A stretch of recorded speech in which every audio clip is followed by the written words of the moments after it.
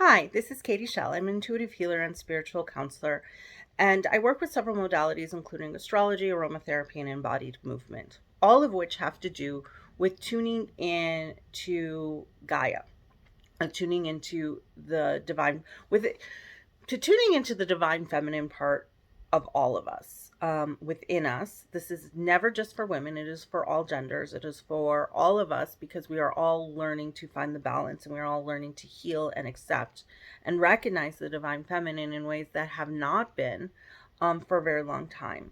I mean, they have, and there's all sorts of different ways I can talk about that, but this video is focused on the fact that Earth Day is coming up, and that our bodies are part of the earth. And in order for us to understand, um, and have the human experience that we desire, that our souls desired, we need to tune in to our bodies, and we need to recognize that our bodies are inseparable from the physical planet. They are part of the physical planet.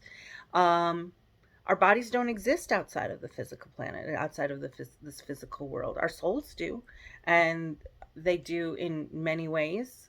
In lifetimes, in different planes of existence, our souls exist, but our bodies exist only here and only now, and they become the kind of the definitive part of our human experience.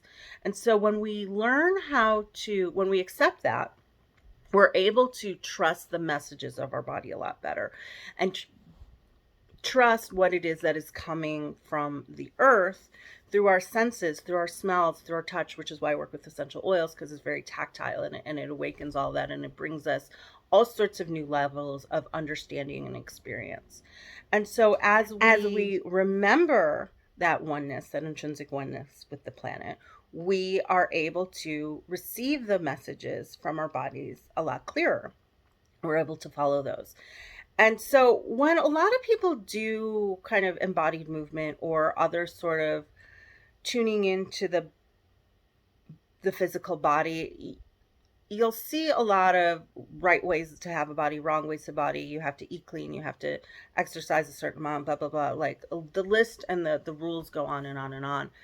And for me, it's important for us to not feel like we have to meet a set of acceptable behaviors from our body, or acceptable circumstances in which our bodies to be right, or whatever. And that nothing from our body, there's nothing that our body is telling us that is wrong, or that is inherently a problem to be fixed. It is a message and something that we need to learn about ourselves in order to experience our life in a way that is in alignment with our highest good. And so I like all of the work that I do, especially specifically with the embodied movement and with the aromatherapy, is about finding ways to tune into the body. It's never about like vigorous exercise. It's never about choosing specific things to eat. Although you want to, whatever your body is telling you to do, there's a reason it's telling you to do it. You want to unpack it. Is it programming? Is it expectations? Is it something my body really needs and what it really desires? And because there's so many people telling us our bodies are wrong, a lot of times it's very hard to disconnect our head from what our actual bodies are telling us. So the work I do is about how do we listen to the cues of our body? How do we listen to the messages that our body is giving us, in new ways, in ways that are accessible to everybody, that don't require a certain level of fitness, don't require dietary rules. Those will come from you listening to your body, and not the other way around, not through somebody telling you what you're supposed to do with your body. And so I do a lot of stuff with breath work. And I am a registered yoga teacher. And so I do different sort of physical postures but I do them in ways that are, again, accessible for everybody, because we have to allow that connection between mind, body, and spirit to be um, clear and open and fluid. We'll allow that communication to be fluid between the three in order for us to do what it is we need to do. And so, again, with all of my stuff, it's about getting out of the head and getting into the body. Now, when with the astrology component is kind of its own world, and it helps us understand where the programming comes from, and so we can start learning how to deprogram the conditioning, and why we've had certain experiences that may make us not trust ourselves, not love ourselves. And then we learn how to accept ourselves better, because we can kind of we see it. This is who I am. This is how, and I need to accept these parts of myself in a greater way and learn how to live with them and take responsibility for them. And there's the whole kind of astrological teaching there, which one of these days I will do a specific video kind of explaining more of that. But even with that, again, even with the astrology stuff, it comes back, for me, it comes back to trusting ourselves. And trusting ourselves includes trusting the messages that our bodies are giving us. And if something is happening within the body, if something, like I listen to, there's a saying or a meme or something out there that I listen to the whispers from my body, so I don't have to listen to it scream. And sometimes it will scream at you to change things.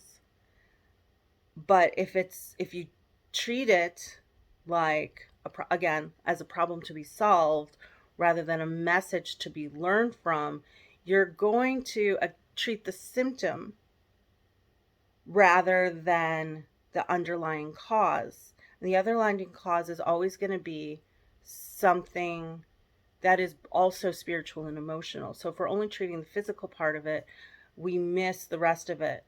And again, that comes back to why it's so important to not wait to trust our bodies until our body is in a specific worthy state that has been deemed acceptable by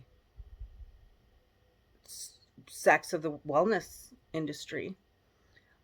It is what is true for you right now, and starting to follow those cues. And it starts as simple as just following your breath and listening to your breath and putting your feet on the ground and feeling the feet and feeling that connection with the physical earth in any way. I mean, the earth is all around us. With every breath, the earth enters us. With every exhale, part of us